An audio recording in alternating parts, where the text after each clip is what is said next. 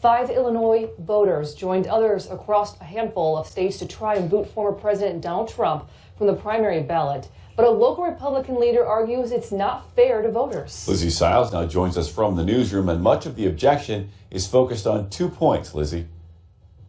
Tyler, Amber, here's what objectors are saying in these 87 pages submitted to the state's Board of Elections. First, that former President Donald Trump encouraged and refused to stop the January 6, 2021 insurrection.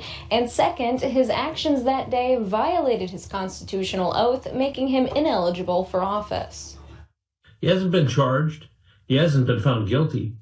But yet these folks are making this determination on their own, and it really needs to be decided in the courts.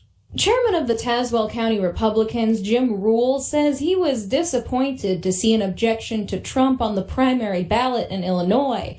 The 87-page objection comes from 5 Illinois voters. 1 resides in McLean County.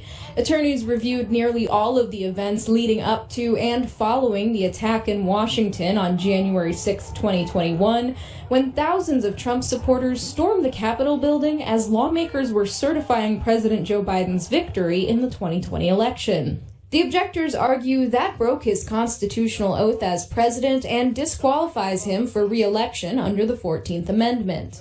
Rule finds this all premature and thinks it should be left up to voters. This is something that should be decided at the ballot box. If people don't want Trump to be president, then they can make their voice heard when they vote.